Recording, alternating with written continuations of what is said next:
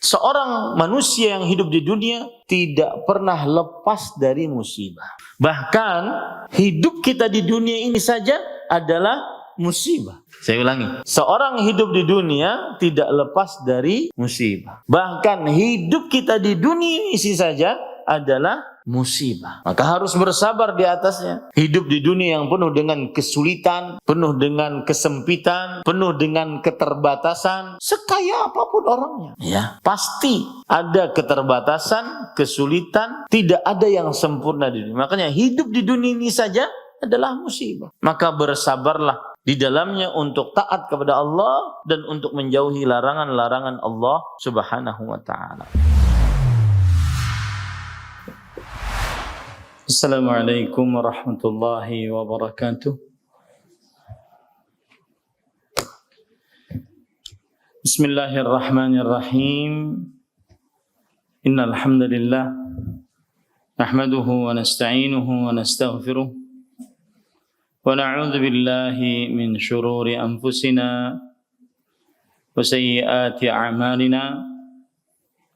Man yahdihillahu fala mudilla lahu ومن يضلل فلا هادي له وأشهد أن لا إله إلا الله وحده لا شريك له وأشهد أن محمدا عبده ورسوله يا أيها الذين آمنوا اتقوا الله حق تقاته ولا تموتن إلا وأنتم مسلمون يا أيها الناس اتقوا ربكم الذي خلقكم من نفس واحدة وخلق منها زوجها وبث منهما رجالا كثيرا ونساء واتقوا الله الذي تساءلون به والأرحام إن الله كان عليكم رقيبا يا أيها الذين آمنوا اتقوا الله وقولوا قولا سديدا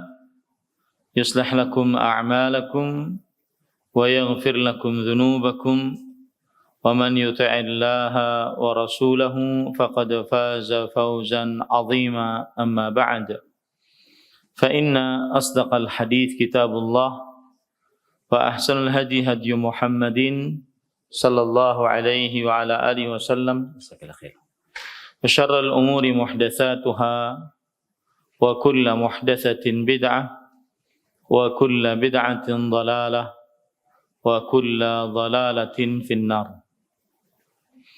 Alhamdulillah, kita bersyukur pada Allah Subhanahu wa taala pada hari ini, hari yang paling mulia di dalam sepekan, hari rayanya kaum muslimin setiap pekannya, Jumat 16 Rabiul Akhir 1444 Hijriah. Kita dimudahkan oleh Allah Subhanahu wa taala untuk kembali duduk bersama di Masjid Salman Al-Farisi dalam sebuah kajian rutin membaca matan Al-Qawaidul Arba'u, 4 kaidah memahami tauhid dan syirik, yang ditulis oleh Fadilatul Syekh Al-Imam Syekhul Islam Muhammad bin Abdul Wahhab bin Sulaiman bin Ali At-Tamimi rahimahullah. Salawat dan salam semoga selalu Allah berikan kepada Nabi kita Muhammad sallallahu alaihi wa ala alihi wasallam, pada keluarga beliau, para sahabat, serta orang-orang yang mengikuti beliau sampai hari kiamat kelak. Dengan nama-nama Allah yang husna dan sifat-sifatnya yang ulia, kita berdoa, Allahumma inna nas'aluka ilman nafi'an wa rizqan tayyiban wa amalan mutaqabbala, Allahumma amin. Ahibati fillah, afanillah wa iyyakum. Para jamaah sekalian, jamaah Masjid Salman Al-Farisi yang saya cintai karena Allah, semoga Allah Subhanahu wa taala selalu memberikan afiat kepada kita di dunia dan di akhirat. Pada kesempatan kali ini kita membahas matan Al-Qawaid Al-Arba' dan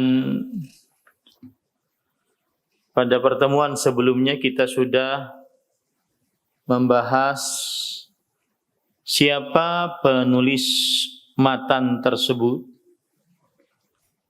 yaitu Al-Imam Muhammad bin Abdul Wahhab bin Sulaiman bin Ali At-Tamimi. Beliau lahir di sebuah daerah bernama Uyainah pada tahun 1115 Hijriah. Kemudian setelah itu beliau dibimbing oleh bapak beliau yang merupakan hakim dan qadhi di daerah Uyainah. Berarti beliau adalah dari keluarga yang penuh dengan ilmu dan juga ibadah kepada Allah Subhanahu wa taala. Dan Uyainah adalah daerah yang merupakan sebuah daerah di dalam kota Najd atau negeri Najd yang sekarang adalah kerajaan Arab Saudi. Dan tepatnya Uyainah dekat dengan kota Riyadh yang merupakan ibu kota dari Arab Saudi. Kemudian beliau belajar bersama bapaknya Al-Quran dan juga kakeknya. Karena kakeknya juga ulama besar, yaitu Sulaiman bin Ali, namanya Muhammad bin Abdul Wahhab bin Sulaiman. Sulaiman bin Ali adalah seorang ahli fatwa, mufti di daerah Dir'iyah atau daerah Uyainah maksud saya. Kemudian setelah itu beliau mampu menghafal Al-Quran dengan lancar sebelum umur 10 tahun. Dan kemudian beliau menjadi imam setelah umur hampir baligh. Lalu minta izin kepada bapaknya untuk menunaikan ibadah haji setelah mau baligh. Dan akhirnya beliau pulang pergi ke negeri Hijaz. Hijaz adalah kota Mekah dan kota Madinah. Beliau pulang pergi Mekah Madinah, Mekah Madinah, Mekah Madinah dalam rangka menimba ilmu agama. Kemudian setelah itu beliau pergi ke kota Basrah. Basrah adalah sebuah kota di negeri Irak.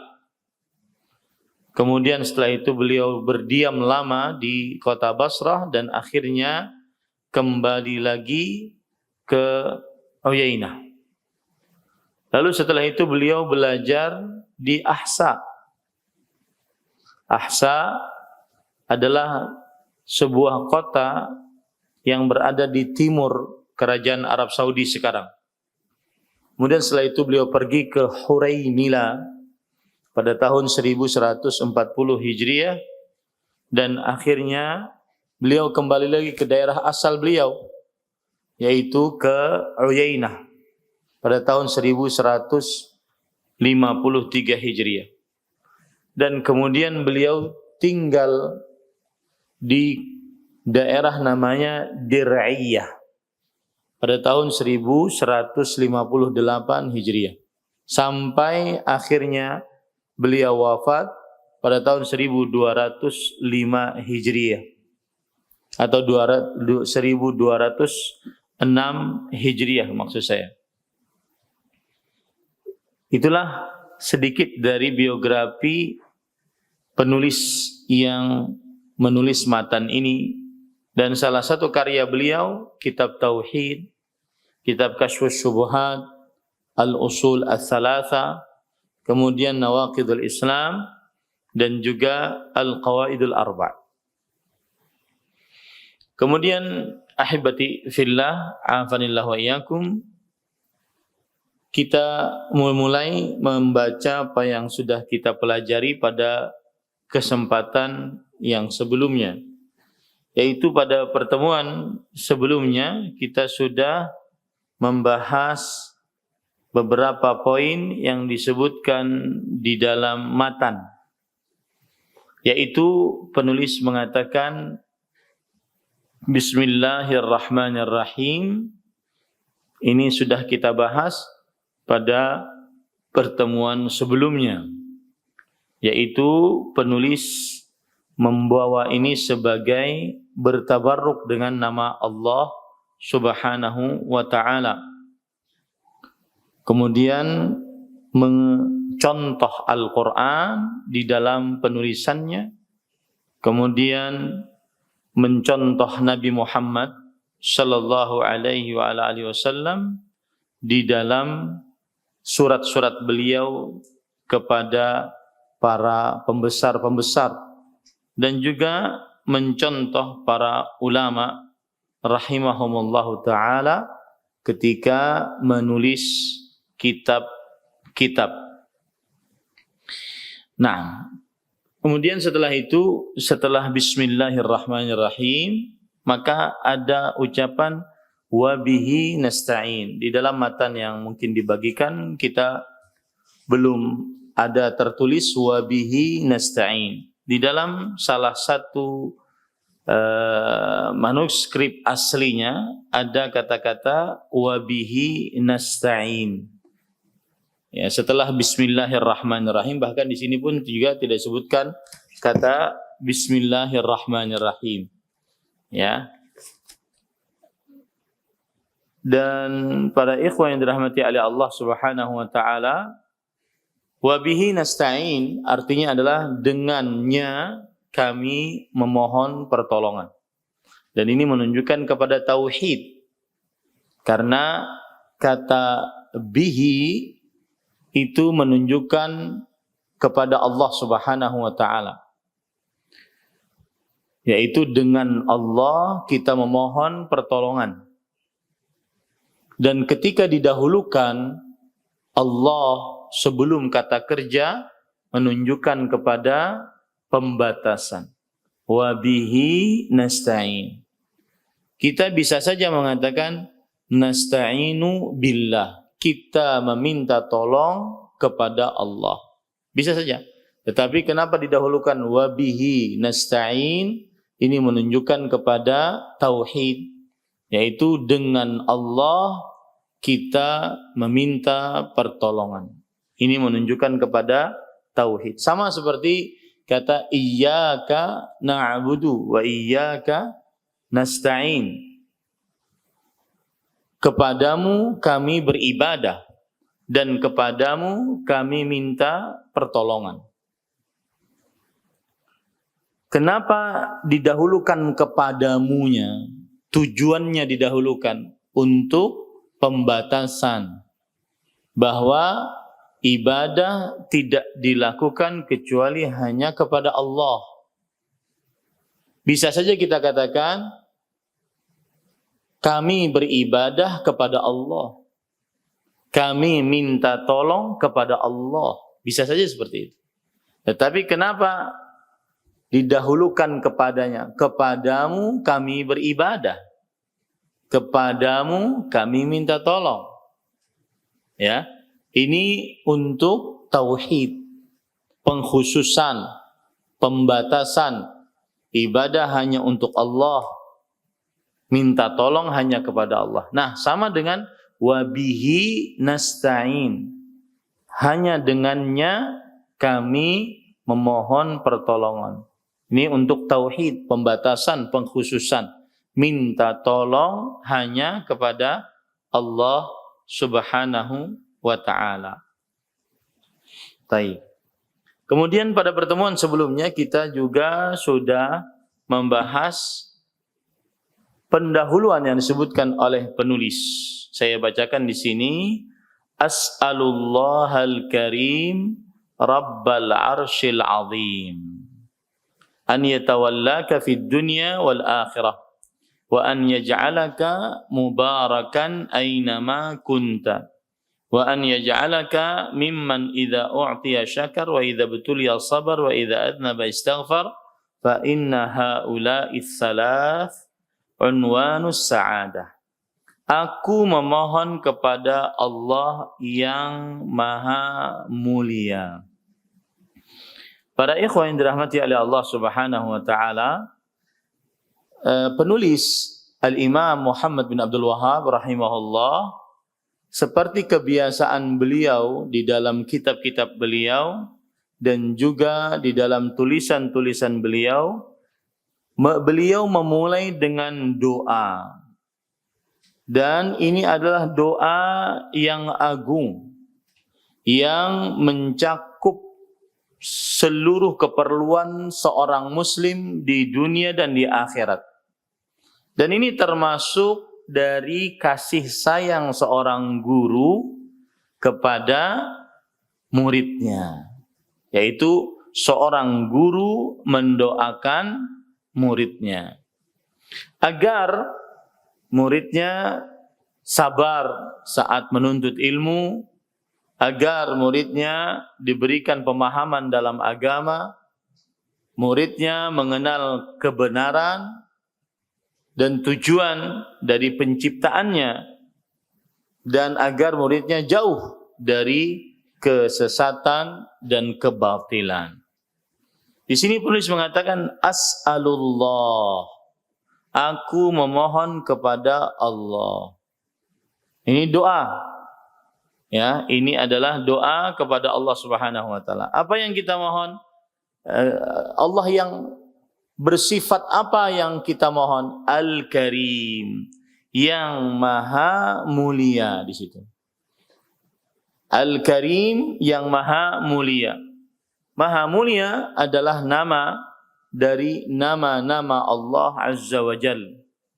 Dan dia, nama ini menunjukkan sebuah sifat yang mulia, yaitu Al-Karam. Al-Karim adalah nama Allah, menunjukkan kepada sifat, yaitu Al-Karam.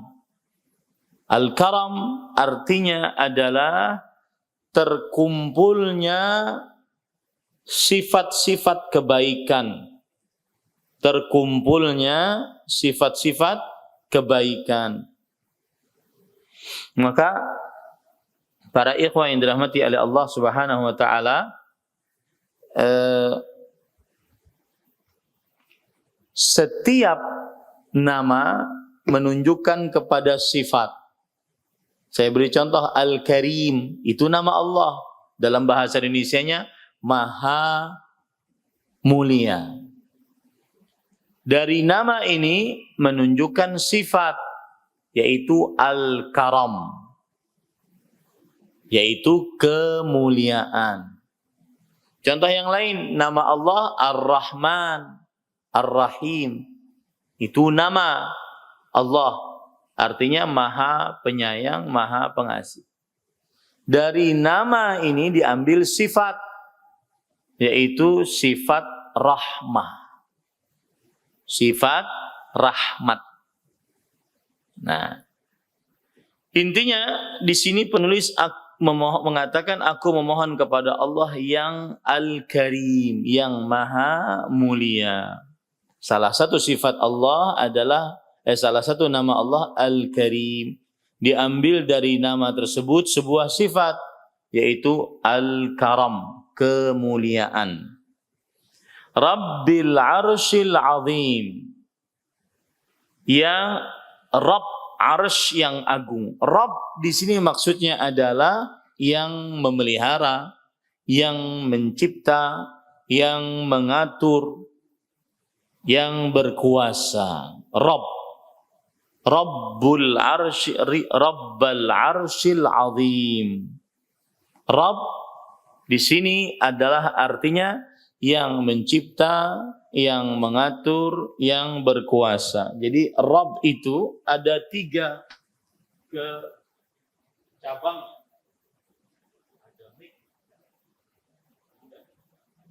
Rabb itu ada 3 cabang. Ini kan tulisannya Rabbul Arsyil Azim.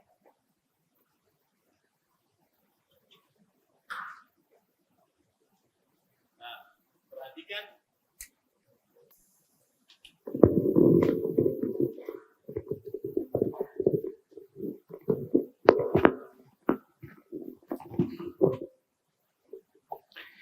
Taib. Perhatikan di sini penulis memakai kata Rabbal Arsyil Azim. Rabb di dalam Al-Quran kita dapati Alhamdulillahi Rabbil Alamin. Kalau kita terjemahkan dalam bahasa Indonesia, Tuhan. Tuhan yang Maha Kuasa. Maka dalam bahasa Arab dan pembahasan akidah, maka Rabb itu bermakna 3. Yaitu Al-Khalqu, penciptaan, Al-Mulku, kekerajaan, At-Tadbiru, pengaturan, penciptaan, kerajaan, pengaturan. Rabbal Arsyil Azim. Dan tidak ada yang berhak diberikan nama Rabb kecuali Allah Subhanahu wa ta'ala. Ya, hanya Allah yang mencipta, hanya Allah yang mengatur, hanya Allah yang berkuasa. Boleh enggak anak dikasih nama Abdur Rabb? Boleh. Ya. Hambanya Rabb. Nah, ini. Kemudian di sini penulis mengatakan Rabb Arsy. Arsy adalah makhluk Allah yang paling besar dan paling agung.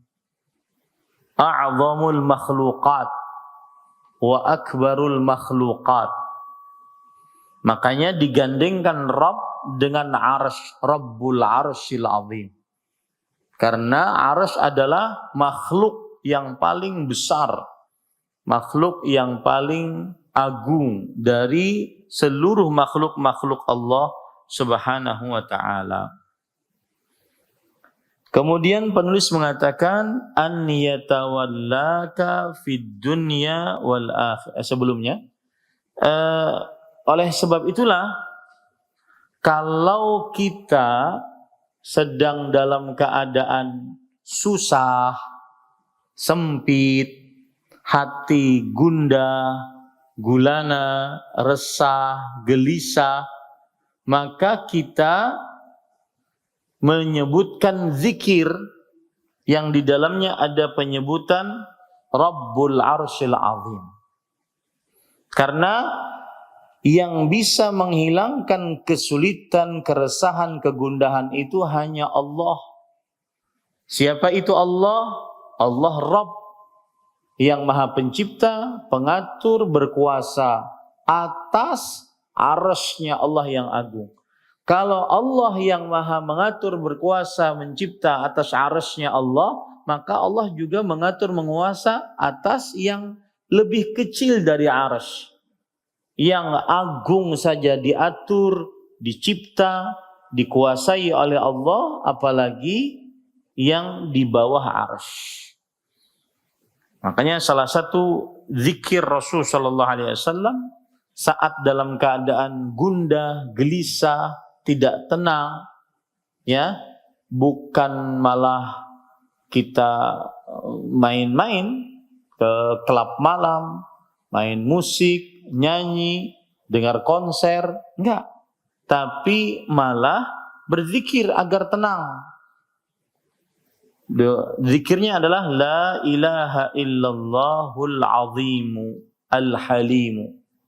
La ilaha illallahul azimul halimu. La ilaha illallah rabbul arsyil azimi.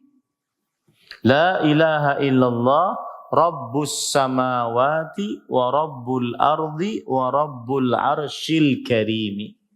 Nah, ini zikir saat kita dalam keadaan kesulitan, ketidaktenangan. Dan juga di saat mau tidur, maka ini juga dibaca. Ada kata-kata Rabbul Arsh, Rabb yang memelihara arsh. Allahumma rabbas samawati wa rabbal ardi wa rabbal arshil azim. Rabbana wa rabba kulli syai' faliqal habbi wan nawa munzilat taurah wal injili wal furqan. Jadi ini adalah bacaan yang agung yang ada ucapan Rabbul Arsh, yaitu Rabbnya Arsh. Dan Arsh adalah makhluk Allah yang paling besar, paling agung, paling berat. Ya, makanya ada Nabi Muhammad sallallahu alaihi wasallam, beliau zikirnya adalah subhanallah wa bihamdih adada khalqihi wa ridha nafsihi wa zinata arsyihi. Hadis riwayat Muslim dari sahabat Nabi Abdullah bin Abbas radhiyallahu anhuma. Maha suci Allah dan maha terpuji sejumlah bilangan makhluknya, seridha diri Allah dan seberat arasy-Nya Allah. Menunjukkan arasy adalah makhluk paling besar. Arasy adalah makhluk paling berat, paling besar yang pernah diciptakan oleh Allah Subhanahu wa taala. Maka arasy adalah makhluknya Allah Azza wa Jalla. Allah Subhanahu wa taala menciptakannya dari tidak ada, kemudian ada. Dan kemudian Allah berkehendak untuk beristiwa di atas arsy. Beristiwa di atas arsy sesuai dengan keagungan dan kemuliaan Allah. Sebagaimana yang disebutkan oleh Allah dalam surat Al-A'raf ayat 54. Summastawa 'alal 'arsy. Kemudian Allah beristiwa di atas arsy. Ada sekitar 6 ayat Allah sebutkan Allah beristiwa di atas arsy. Surat Al-A'raf ayat 54, surat Yunus ayat 3, surat Ar-Ra'd ayat 2, surat Al-Furqan ayat 59, surat As-Sajdah ayat 4, surat Al-Hadid ayat 4. Tsummastawa 'alal 'arsy. Kemudian ayat yang ketujuh surat Thaha ayat 5. Ar-Rahmanu 'alal 'arsyis tawa. Allah Ar-Rahman beristiwa di atas arsy. Ya. Jadi 7 ayat Allah sebutkan Allah beristiwa di atas arsy. Dan ini keyakinan seorang muslim yang meyakini bahwa Allah Subhanahu wa taala tinggi beristiwa di atas arsy-Nya Allah Subhanahu wa taala. Nah, kemudian para ikhwan yang dirahmati oleh Allah Subhanahu wa taala, penulis mengatakan an yatawallaka fid dunya wal akhirah. Semoga Allah, yaitu Dia, menjagamu di dunia dan di akhirat. Ini maksudnya adalah kita meminta kepada Allah agar Allah menjadi wali kita di dunia dan di akhirat. Menjadi wali kita di dunia dan di akhirat. Apa maksud dari wali? Adalah penolong, pemberi kemenangan, pemberi kekuatan. Kita memohon kepada Allah agar Allah menjadi wali. Diterjemahkan di sini, semoga dia, yaitu Allah, menjagamu di dunia dan di akhirat. Betul, terjemahannya bagus juga. Semoga Allah menjagamu di dunia dan di akhirat. Maksudnya menjagamu, maksudnya adalah memberikan penjagaan, petunjuk, kemudian pertolongan dalam mengerjakan ketaatan, mengeluarkan dari kegelapan kepada cahaya, memberikan petunjuk untuk bisa beribadah kepada Allah Subhanahu wa taala dan menetap di atas kebenaran dan menjauhkan dari kesesatan. Itu yang maksudnya menjadi wali. Jadi doa ini agung dari penulis. Ya, an yatawallaka fid dunya wal akhirah. Semoga Allah menjadi wali bagimu di dunia dan di akhirat. Para ikhwan yang dirahmati oleh Allah Subhanahu wa taala, apa yang dimaksud menjadi wali di dunia atau menjaga di dunia?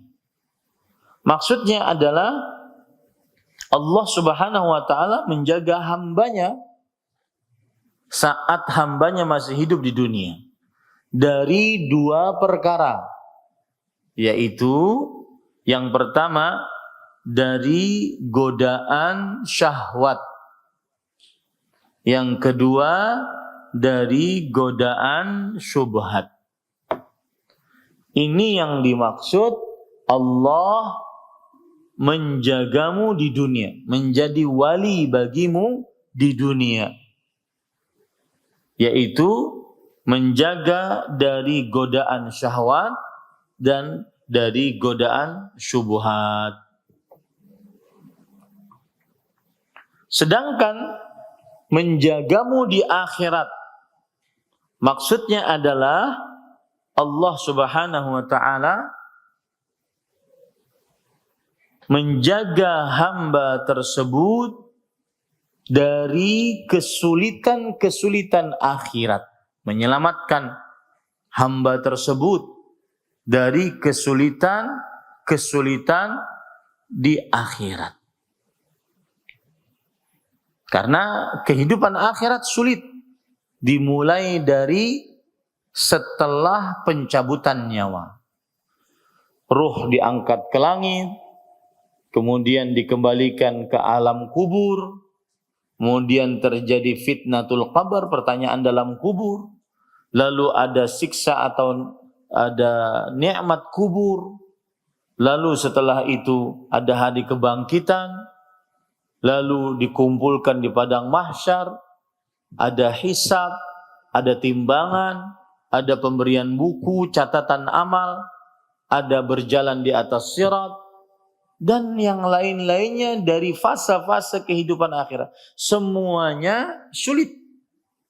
Maka yang dimaksud menjagamu di akhirat adalah menjagamu dalam kesulitan-kesulitan akhirat dan memberi petunjuk kepadamu untuk masuk ke dalam surga. Nah, itu maksud daripada menjagamu di akhirat.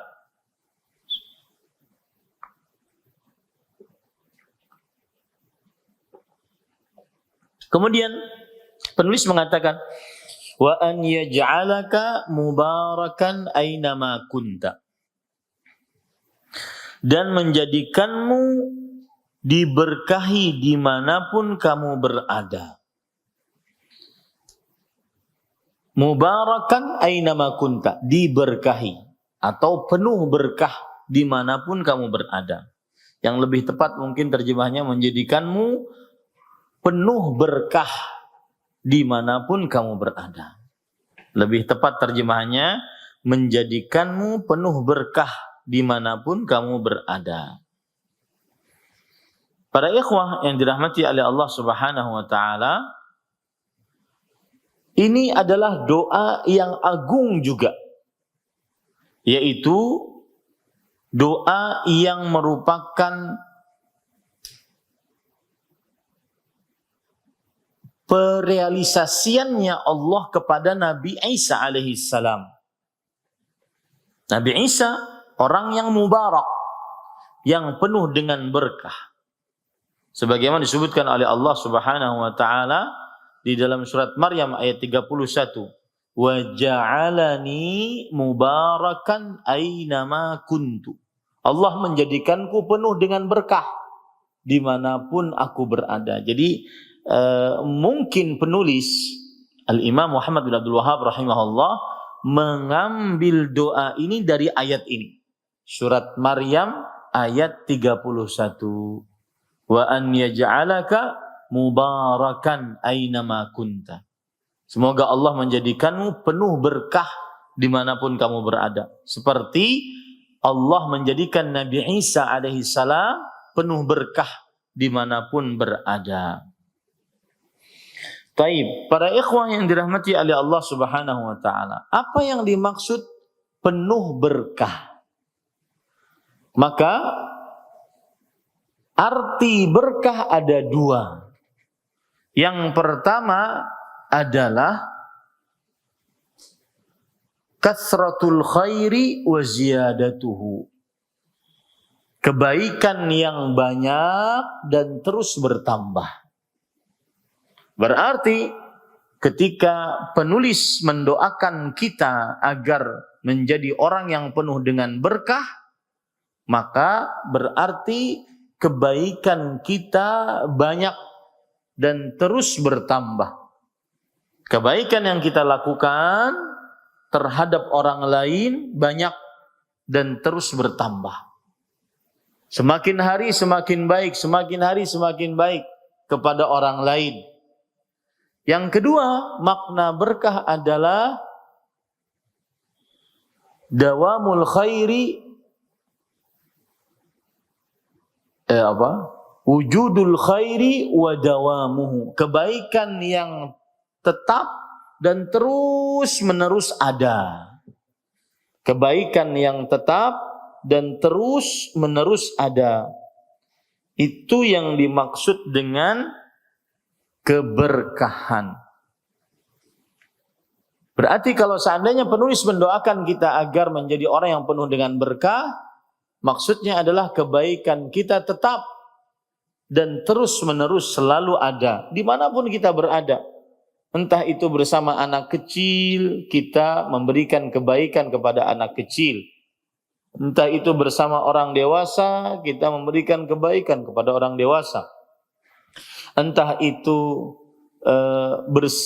di tengah keluarga, atau bersama kolega, atau bersama kerabat, senantiasa mendatangkan kebaikan, bukan keburukan. Nah, lihat perkataan Imam Ibnu Qayyim rahimahullah di dalam surat beliau kepada kawan beliau. Beliau mengatakan, fa inna barakatar rajul ta'limuhu lil khairi haitsu hal. Keberkahan seseorang adalah ketika orang tersebut mengajarkan kebaikan dimanapun dia tinggal. Itu namanya rajulun mubarak, seseorang yang penuh dengan berkah, yaitu memberikan pengajaran kepada orang kebaikan dimanapun dia tinggal. Kemudian penulis Imam Al-Qayyim mengatakan wa nus'uhu likulli man istama'a bih, dan pemberian nasihat kepada siapa saja yang dia berkumpul dengannya. Kalau duduk sama orang itu pasti dapat nasihat. Nah, itu orang penuh berkah. Ya, kalau ada orang yang duduk bersamanya melakukan kekeliruan, maka dia nasihati. Baik kekeliruannya melalaikan kewajiban, melanggar larangan, dia nasihati. Tidak dia biarkan kemungkaran. Itu orang penuh berkah. Dua itu. Yang ketiga, da'iyan ilallah, berdakwah kepada Allah. Nah, itu tanda orang itu penuh berkah. Mudzakiran bihi, mengingatkan selalu tentang Allah. 4. Muraghiban fi ta'atih, dan suka dalam ketaatan. 5. Itu tanda orang penuh berkah menurut Imam Al-Qayyim rahimahullahu taala. Apa tadi? Mengajar kebaikan. Yang kedua, memberi nasihat kepada orang sekitarnya. Yang ketiga, mengajak kepada Allah, berdakwah kepada Allah. Yang keempat, mengingatkan tentang Allah. Yang kelima, suka mengerjakan ketaatan. Suka ngajak taat. Nah, ini orang penuh dengan berkah. Ya. Taib. Kemudian setelah itu penulis berkata, wa an yaj'alaka mimman idza u'tiya syakar wa idza butuliya sabar wa idza adnaba istaghfar. Fa inna haula'i tsalath unwanus sa'adah. Yang artinya, dan serta menjadikanmu termasuk golongan yang jika diberi bersyukur, 1. Jika diuji bersabar, 2. Dan jika berbuat dosa beristighfar, 3. Karena 3 hal ini merupakan tanda kebahagiaan. Ini doa yang ketiga yang dibawakan oleh penulis. Doa yang pertama, semoga Allah menjadi walimu di dunia dan di akhirat. Doa yang kedua, semoga engkau menjadi orang yang penuh dengan berkah. Doa yang ketiga ini 3 poin, yaitu apabila diberi nikmat bersyukur, jika diuji bersabar, jika berbuat dosa beristighfar. Para ikhwan yang dirahmati oleh Allah Subhanahu wa taala, makanya dan 3 ini adalah 3 yang merupakan perkara yang sangat-sangat dirasakan oleh setiap muslim. Karena muslim tidak lebih daripada 3 keadaan. Dapat nikmat, bersyukur. Dapat ujian, bersabar. Berdosa, istighfar. Makanya penulis di akhir mengatakan bahwa 3 perkara ini adalah tanda kebahagiaan. Artinya kebahagiaan akan ada pada 3 perkara ini. Orang yang mengamalkan 3 perkara ini pasti bahagia. Diberi nikmat bersyukur. Diberi ujian bersabar. Kemudian berdosa beristighfar. Jika terkumpul dalam diri seseorang 3 perkara ini, maka niscaya dia akan mendapatkan kebahagiaan. Nah, para ikhwah yang dirahmati oleh Allah Subhanahu wa taala, kata bahagia ini adalah kata yang dicari oleh hampir seluruh manusia, bahagia. Bahkan kadang-kadang gara-gara ingin bahagia diadakan seminar-seminar. Ya, diadakan pendidikan kilat khusus agar bahagia. Diadakan kelas-kelas berbayar lagi agar bahagia. Jadi bahagia ini, para ikhwah yang dirahmati Allah, kalau kita lihat cuma 3 kuncinya. Diberi nikmat bersyukur, diuji bersabar, saat berdosa beristighfar. Taib. Para ikhwah yang dirahmati oleh Allah Subhanahu wa taala, kalau kita perhatikan di dalam kehidupan kita, maka kita tidak akan pernah keluar dari 3 hal ini. Yaitu seseorang diberikan nikmat. Yang kedua, seseorang diberikan musibah. Yang ketiga, seseorang terperosok ke dalam dosa dan maksiat. Dan termasuk dari nikmat adalah nikmat agama. Seseorang beragama Islam. Ini adalah nikmat, salah satu nikmat yang terbesar. Di antaranya, seseorang dimudahkan untuk sholat, 5 waktu. Seseorang dimudahkan untuk berpuasa pada bulan Ramadan. Seseorang dimudahkan untuk menuntut ilmu. Seseorang dimudahkan untuk berbakti pada orang tua. Seseorang dimudahkan untuk menyambung hubungan rahim.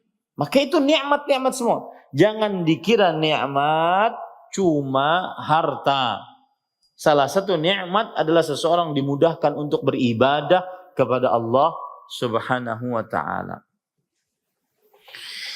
Nah, kemudian para ikhwah yang dirahmati oleh Allah Subhanahu wa ta'ala, adapun musibah, maka seorang manusia yang hidup di dunia tidak pernah lepas dari musibah. Bahkan hidup kita di dunia ini saja adalah musibah. Saya ulangi. Seorang hidup di dunia tidak lepas dari musibah. Bahkan hidup kita di dunia ini saja adalah musibah. Maka harus bersabar di atasnya. Hidup di dunia yang penuh dengan kesulitan, penuh dengan kesempitan, penuh dengan keterbatasan, sekaya apapun orangnya. Ya, pasti ada keterbatasan, kesulitan, tidak ada yang sempurna di dunia. Makanya hidup di dunia ini saja adalah musibah.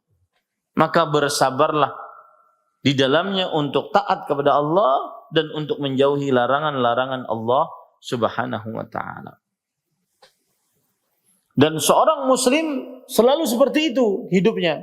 Dapat nikmat bersyukur, saat diuji dengan musibah bersabar. Dan tidak ada yang mempunyai sifat seperti ini kecuali orang beriman. Orang yang tidak beriman kalau dapat nikmat terlalu sombong. Kalau dapat ujian musibah putus asa. Itu orang tidak beriman. Rasul sallallahu alaihi wasallam bersabda dalam hadis riwayat Muslim dari Suhaib radhiyallahu an, "Ajaban li amril mu'min." Sungguh sangat luar biasa perkara orang beriman. Inna amrahu kullahu khair. Sesungguhnya seluruh perkara orang beriman baik. Wa laisa dzalika li ahadin illa lil mu'min. Dan keadaan itu tidak dimiliki oleh seorang pun kecuali orang beriman. In asabathu sarra syakar. Dapat nikmat bersyukur. Fakana khairan lah. Syukurnya itu baik bagi dia. Wa in asabathu dharra sabar. Fakana khairan lah. Dan jika dia dapat musibah, maka dia bersabar. Dan sabarnya itu baik bagi dia. Makanya orang beriman saat mendapat musibah bersabar. Saat mendapat nikmat bersyukur. Maka dia akan mendapatkan pahala sabar dan pahala syukur. Taib. Keadaan ketiga yaitu dosa, tidak lepas dari dosa. Kenapa?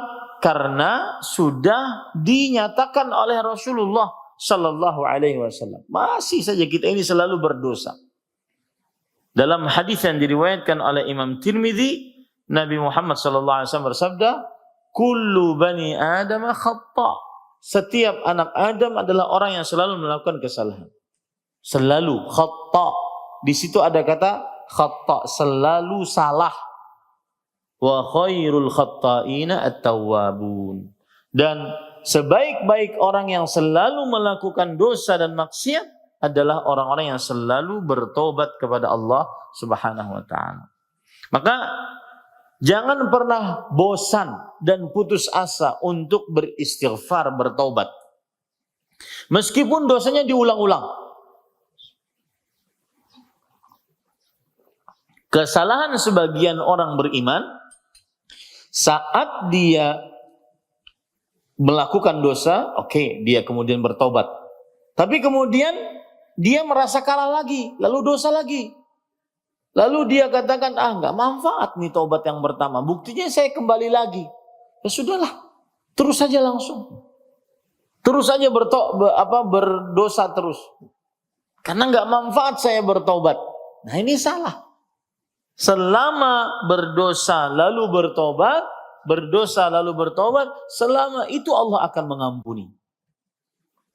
Ya, lihat hadis yang luar biasa riwayat Bukhari dan Muslim dari Abu Hurairah radhiyallahu anhu. Aznaba 'abdun dzanban.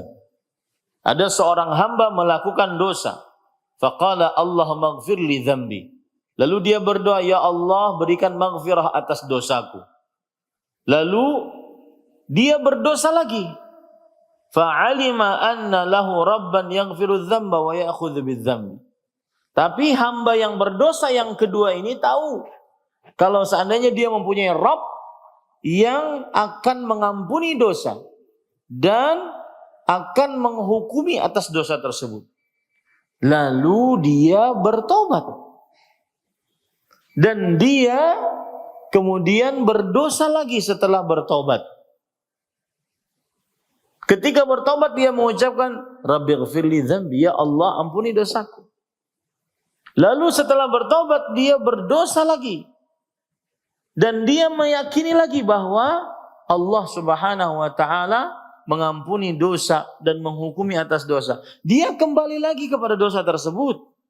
Sampai di akhir hadis disebutkan i'mal ma syi'ta faqad ghafartu lak.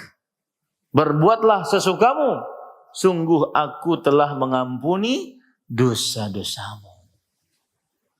Ini menunjukkan bahwa seorang hamba selalu berdosa.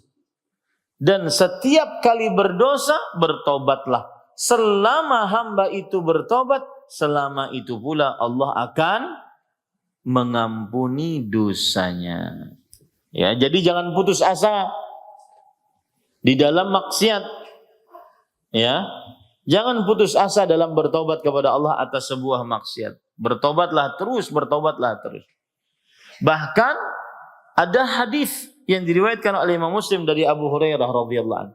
Walladzi nafsi biyadihi law lam tudhnibu la dhahaba Allahu bikum wa la jaa biqaumin yudhnibun fayastaghfiruna Allah fayaghfiru lahum. Demi jiwaku yang berada di tangannya, kata Rasulullah SAW, yaitu demi Allah. Kalau kalian tidak berdosa, Allah akan wafatkan kalian. Dan Allah akan datangkan kalian dengan orang-orang yang berdosa. Sehingga mereka beristighfar kepada Allah dan Allah mengampuni mereka. Nah ini para ikhwan yang dirahmati oleh Allah Subhanahu wa ta'ala. Bahkan subhanallah, kadang-kadang sebuah dosa itu adalah kebaikan untuk seseorang. Gara-gara sebuah dosa terbuka kebaikan. Gara-gara sebuah dosa akhirnya dia istighfar. Akhirnya dia menyesal atas perbuatan dosanya.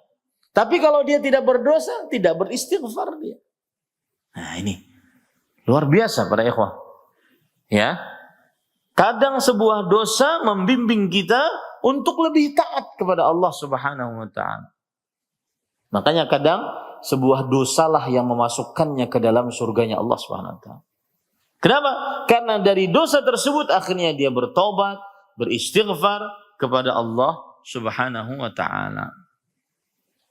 Dan Nabi kita Muhammad sallallahu alaihi wasallam adalah anak manusia yang sangat dan paling banyak istighfarnya kepada Allah Subhanahu wa ta'ala. Padahal beliau orang yang sudah diampuni dosanya yang telah lalu yang akan datang. Nah, ini patut kita contoh. Sebagaimana hadis yang diriwayatkan oleh Imam An-Nasa'i. Abu Hurairah radhiyallahu anhu bercerita, "Ma ra'aitu ahadan aktsara an yaqula astaghfirullah wa atubu ilaih min Rasulillah sallallahu alaihi wasallam." Aku tidak pernah melihat seseorang yang banyak mengucapkan astaghfirullah wa atubu ilaih dibandingkan Rasulullah sallallahu alaihi wasallam. Astaghfirullah, astaghfirullah. Ya, perbanyaklah itu karena itu amalan Rasulullah sallallahu alaihi wa ala alihi wasallam.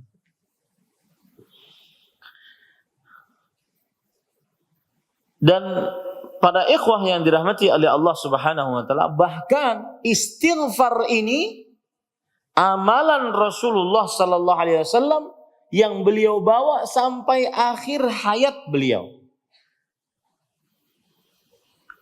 Istighfar ini amalan Rasulullah sallallahu alaihi wasallam yang beliau bawa sampai akhir hayat beliau. Para ikhwah yang dirahmati oleh Allah Subhanahu wa taala. Saya bacakan riwayatnya biar kita semangat untuk beristighfar.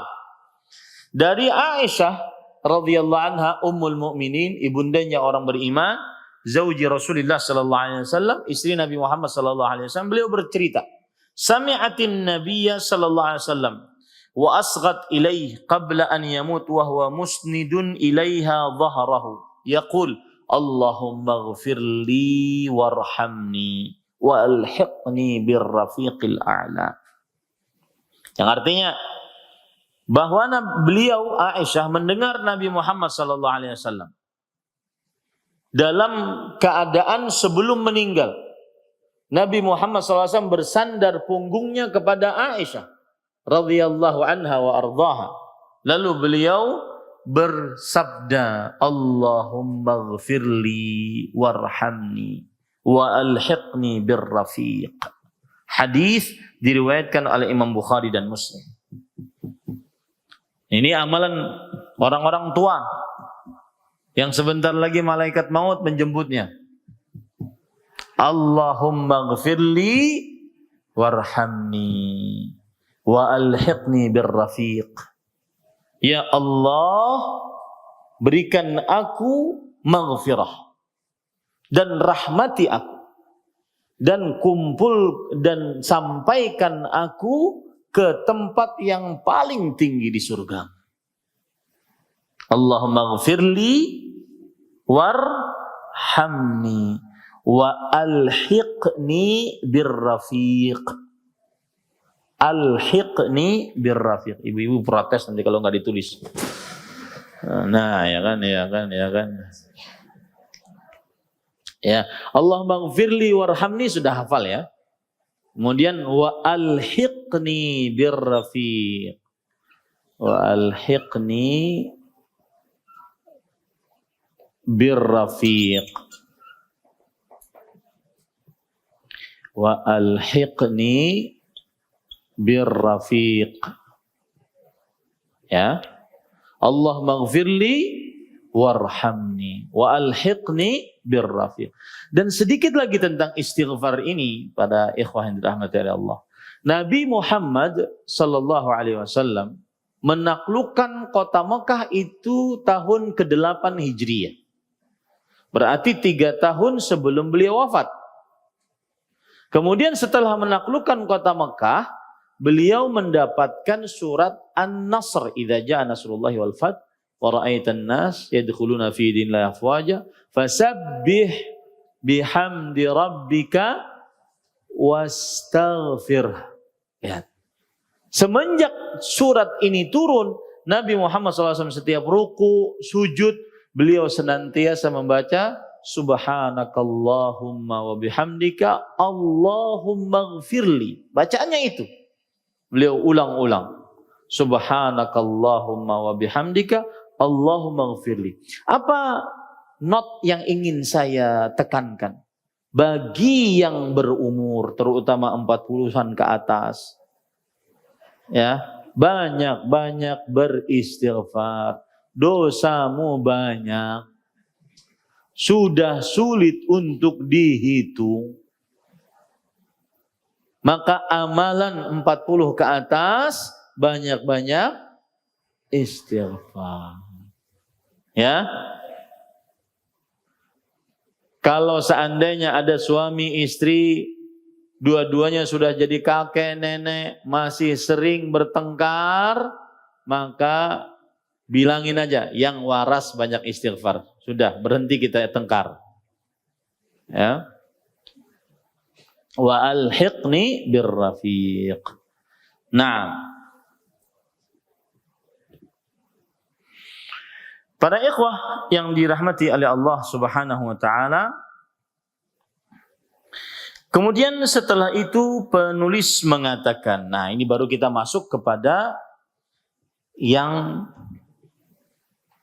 pendahuluan selanjutnya. Tadi pendahuluan tentang doa dari penulis. Lalu penulis mengatakan, i'lam arsyadakallahu li ta'atih annal hanifiyata millatu Ibrahim an ta'budallaha wahdahu mukhlishan lahuddin kama qala ta'ala wa ma khalaqtul jinna wal insa illa liya'budun.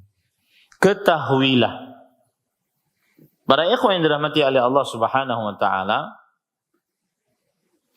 ketahuilah, ini tujuannya adalah untuk menekankan pembicaraan setelahnya.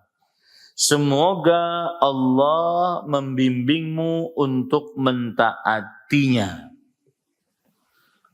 Ini maksudnya adalah doa juga dari penulis.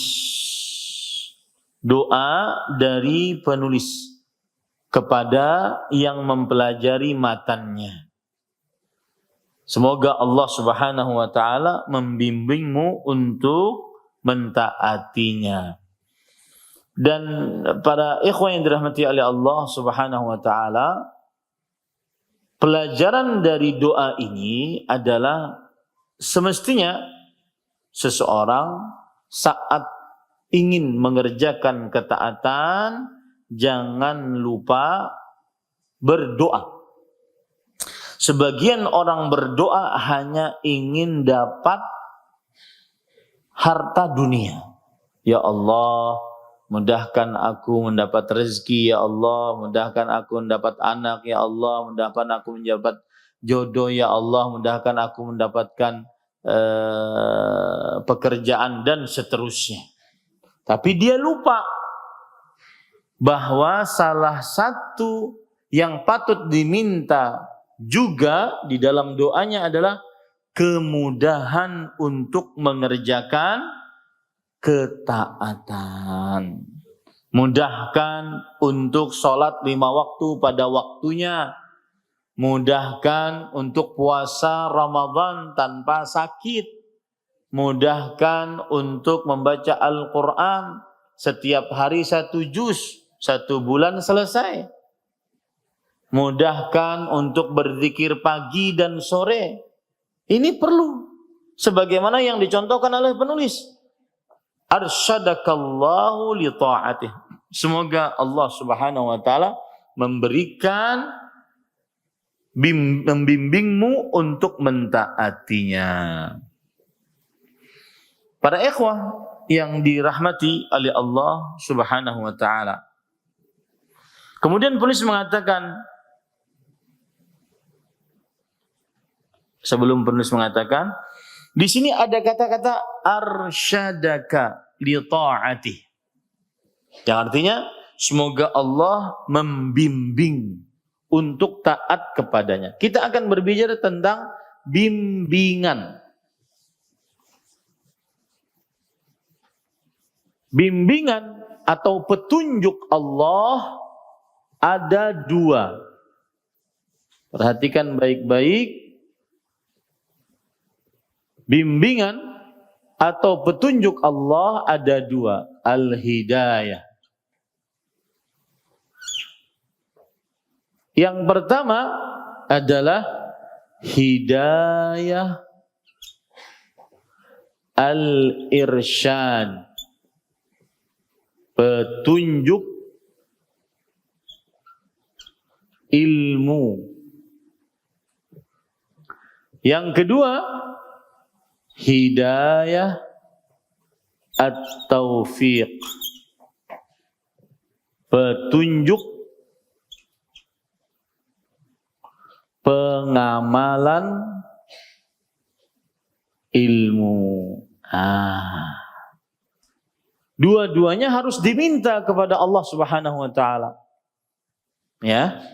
Petunjuk ilmu dan petunjuk pengamalan ilmu. Kita tahu tadi ilmunya bahwa istighfar luar biasa. Tapi apakah berarti kita sudah dapat hidayatul irsyad. Hidayah irsyad, petunjuk ilmu. Tapi apakah kita dapat hidayah taufik? Mengamalkan istighfar tersebut. Nah, belum tentu. Ya. Maka harus diminta dua-duanya. Hidayatul irsyad ini bisa didapat dari Allah, bisa didapat dari makhluk Allah. Hidayah taufik ini hanya dari Allah. Ada orang sudah mendengar tentang Islam, tapi belum masuk Islam. Mendengar tentang Islam berarti dia sudah dapat hidayatul irsyad, petunjuk ilmu tentang Islam. Tetapi belum masuk Islam berarti dia belum dapat hidayah apa? Taufik, yaitu petunjuk untuk masuk Islam. Maka hidayah irsyad bisa dimiliki oleh Allah dan bisa dimiliki oleh Rasulullah dan seluruh orang-orang beriman. Kita mengajari anak, mengajari istri, mengajari adik, kakak, maka itu hidayah apa? Irsyad, mengajari ilmu. Ilmu yang diajari itu lalu diamalkan, maka itu hidayah apa? Hidayah taufik. Hidayah taufik hanya milik Allah Subhanahu wa ta'ala saja. Hidayah taufik hanya milik Allah Subhanahu wa ta'ala saja. Contoh hidayah taufik, hidayah irsyad adalah surat Asy-Syura ayat 52. Wa innaka latahdi ila siratim mustaqim.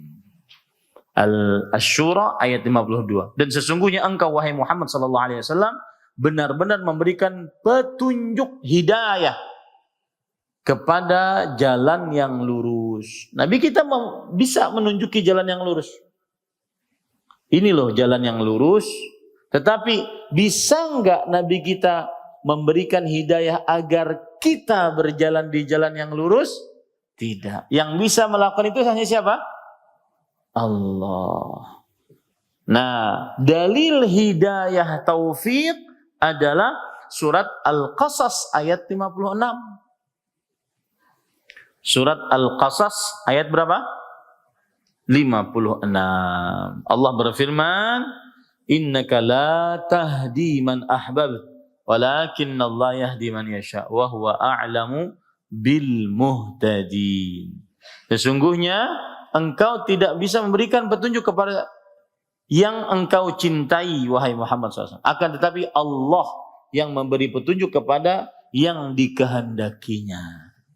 Nah, ini tadi kenapa kita sampai pembicaraan ini? Karena penulis mengatakan semoga Allah membimbingmu untuk mentaatinya, memberi hidayah kepadamu untuk mentaatinya. Hidayah yang dimaksud di sini apa? Taufik atau irsyad? Taufik. Tahu keutamaan sedekah, tapi tidak bersedekah, berarti dapat hidayah irsyad, belum dapat hidayah taufik. Tahu keutamaan salat tahajud, tetapi tidak salat tahajud, berarti dapat hidayah irsyad, belum dapat hidayah taufik. Tahu keutamaan majelis ilmu, tetapi tidak hadir di majelis ilmu, padahal rumahnya dekat. Ya, saya saja hadir majelis ilmu harus mengarungi lautan dulu. Ya. Nah, ini berarti dia dapat hidayah apa? Irsyad, dan belum dapat hidayah taufik. Taib. Nah, di sini ada pelajaran. Lihat, ketahuilah, semoga Allah membimbingmu untuk mentaatinya, yaitu mentaati Allah. Di sini penulis mendoakan kita. Paham sampai sini? Penulis mendoakan kita, membimbingmu. Di dalam hadis riwayat Tirmidzi dari Ubay bin Ka'ab radhiyallahu anhu ada lafaz Rasulullah SAW bersabda begini, "Kana idza dzakara ahadan fada'a lahu bada'a bi nafsihi." Nabi Muhammad SAW kalau teringat seseorang, beliau berdoa untuk orang itu, tapi beliau berdoa untuk diri beliau dahulu, baru orang itu. Itu kebiasaan Rasulullah SAW. Misalkan nih, saya beri contoh. Semestinya penulis mengatakan, semoga Allah membimbing saya dan kalian semua untuk mentaatinya. Paham ya? Adab mendoakan orang, doakan diri dulu baru orang lain. Semoga Allah merahmati saya dan engkau. Semoga Allah memberi petunjuk kepada anak-anak saya dan anak-anak engkau. Doakan diri dulu sendiri baru orang lain. Maka para ikhwah yang dirahmati oleh Allah, apakah syekh di sini salah? Hanya mendoakan orang lain dan tidak mendoakan diri sendiri. Maka jawabannya tidak salah. Ya, kenapa? Karena memang adab yang lebih utama kita mendoakan diri sendiri baru orang lain. Tapi boleh juga langsung kita doakan orang lain tanpa diri sendiri dulu. Boleh juga demikian. Contoh, misalkan Nabi Muhammad SAW dalam hadis riwayat Imam Ahmad dari Abdullah bin Abbas radhiyallahu anhuma, beliau mendoakan Abdullah bin Abbas, Allahumma faqihhu fid din. Ya Allah, pahamkan Abdullah bin Abbas agama Islam. Wa'allimhu ta'wil, dan ajarkan ilmu tafsir kepadanya. Ini Nabi Muhammad SAW mendoakan orang, tidak mendoakan diri sendiri dulu. Tapi memang adabnya sebelum mendoakan orang, doakanlah siapa? Diri sendiri dahulu. Ah, begitu ya. Baik. Kemudian di sini disebutkan semoga Allah membimbingmu untuk mentaatinya. Nah, jadi gini Pak, Bu, kalau baca kitab pelan-pelan. Satu kata dipelajari. Ini yang biasanya membosankan orang. Lama-lama anggotanya berkurang, mundur teratur. Ya. Gitu ya. Iya, saya cerita di sana, Bu, bukan di Masjid Salman. Taib. Kita lanjut. Kemudian penulis mengatakan, annal hanifiyata millatu Ibrahim. Artinya bahwa hanifiyah. Nah, ada istilah baru yang Bapak Ibu baru dengar. Mungkin sebagian baru dengar. Ada istilah namanya apa? Al-hanifiyah. Ya, al-hanifiyah. Ini adalah agama seluruh para nabi, al-hanifiyah.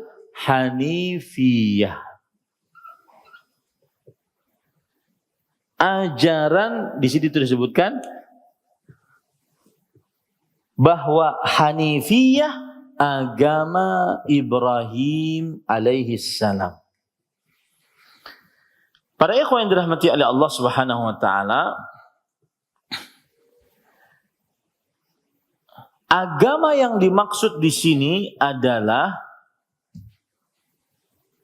jalan Nabi Ibrahim alaihissalam. Agama yang dimaksud di sini adalah jalan Nabi Ibrahim alaihissalam. Lalu kita sebagai seorang muslim, umat Nabi Muhammad sallallahu alaihi wasallam, diwajibkan untuk mengikuti millatu Ibrahim, jalan Nabi Ibrahim alaihissalam. Yang tadi al-hanifiyah. Wajib kita mengikuti Al-Hanifiyah. Apa dalil bahwa kita wajib mengikuti jalannya Nabi Ibrahim? Surat An-Nahl ayat 123. Surat An-Nahl ayat 123. Allah Subhanahu wa taala berfirman, "Tsumma auhayna ilaika anittabi' millata Ibrahim hanifa." Kemudian kami wahyukan kepada engkau wahai Muhammad sallallahu alaihi wasallam agar engkau mengikuti millah, jalan Nabi Ibrahim, hanifan, yang lurus. Surat apa tadi? An-Nahl ayat 123. Dan di situ kita diperintah, dan asal hukum perintah menunjukkan kepada kewajiban, dan perintah kepada Nabi juga perintah kepada siapa? Umatnya. Nabi Muhammad SAW dalam surah An-Nahl ayat 123 diperintahkan untuk mengikuti millah Ibrahim. Kita umatnya juga diperintahkan untuk mengikuti siapa? Nabi Muhammad SAW, yaitu mengikuti millah Ibrahim. Dan di sana ada surat Ali Imran ayat 95 yang ditujukan kepada kita umatnya. Fattabi'u millata Ibrahim hanifa. Surat Ali Imran ayat 95. Maka ikutilah kalian seluruhnya ajaran Nabi Ibrahim yang hanif. Jalan Nabi Ibrahim yang hanif. Nah, kemudian perhatikan baik-baik. Siapa yang tidak ikut kepada millah Ibrahim, jalan Nabi Ibrahim, maka orang ini disebut oleh Al-Quran sebagai safih. Apa arti safih? Bodoh kuadrat pangkat 9. Itu berapa itulah? Ya. Maksudnya sangat-sangat bodoh. Yang tidak mengikuti millah Ibrahim, jalan Ibrahim alaihissalam, disebut oleh Al-Quran sebagai safih. Apa dalilnya? Surat Al-Baqarah ayat 130. Ayat 130. Allah berfirman, "Wa man yarghabu an millati Ibrahim illa man safiha nafsa." Dan tidak ada yang membenci millah Ibrahim, jalan Nabi Ibrahim, ajaran Nabi Ibrahim, kecuali orang yang bodoh. Kecuali orang yang bodoh. Taib. Kemudian para ikhwan yang dirahmati oleh Allah Subhanahu wa taala, apa itu millah Ibrahim? Apa itu Al-Hanifiyah? Apa itu jalan Nabi Ibrahim? Disebutkan oleh penulis ini, an ta'budallaha wahdahu mukhlishan lahuddin. Kamu menyembah. Saya kurang sepakat dengan kata menyembah, lebih baik beribadah. Ya, ganti terjemahannya yang menyembah dengan beribadah. Kamu beribadah kepada Allah semata dengan ikhlas hanya untuknya dalam menjalankan ketaatan. Nah, lebih baik terjemahannya begitu. Saya ulangi ya terjemahannya. Kamu beribadah kepada Allah semata dengan ikhlas hanya untuknya dalam mengerjakan ketaatan. Itu terjemahan yang lebih sesuai. Inilah yang disebut dengan Al-Hanifiyah. Lihat, saya akan tuliskan. Ya, Al-Hanifiyah sama dengan millat siapa? Ibrahim. Dan ingat tadi, millat Ibrahim, Nabi Muhammad SAW diperintahkan untuk mengikutinya. Berarti diperintahkan untuk mengikuti Al-Hanifiyah. Kemudian millat Ibrahim atau Al-Hanifiyah kita umat Nabi Muhammad SAW diperintahkan untuk mengikutinya.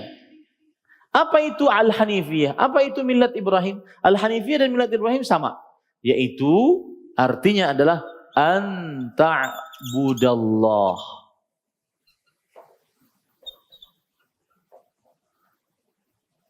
wahdahu mukhlishan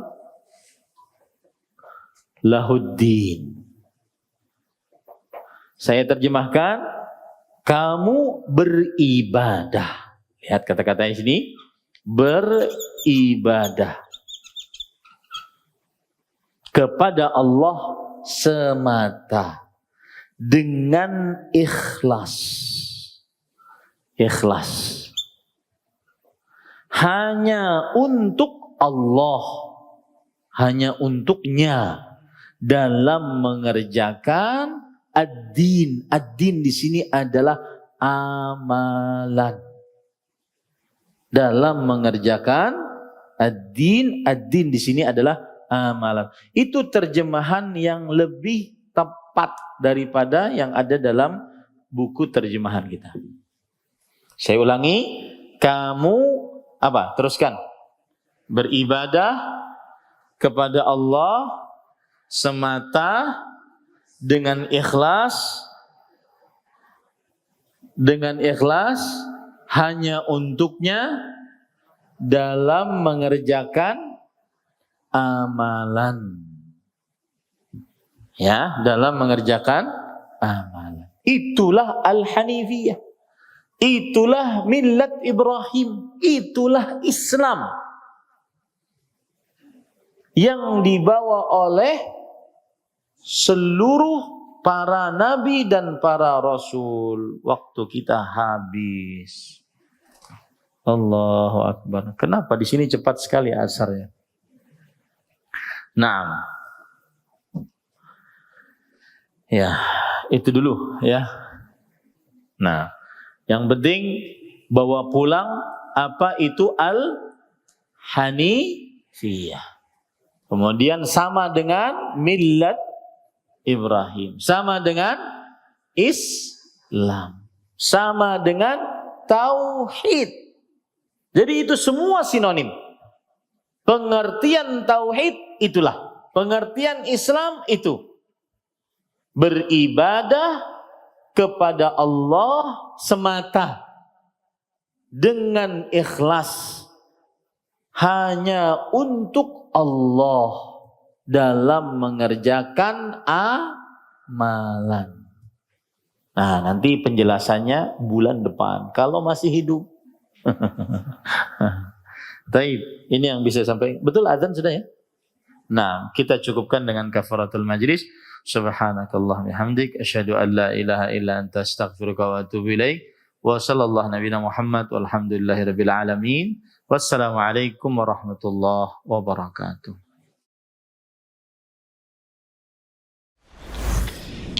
Jazakumullah khairan, barakallahu fikum. Video ini dibuat atas partisipasi dari donasi Anda. Semoga menjadi amal jariah bagi Anda semuanya.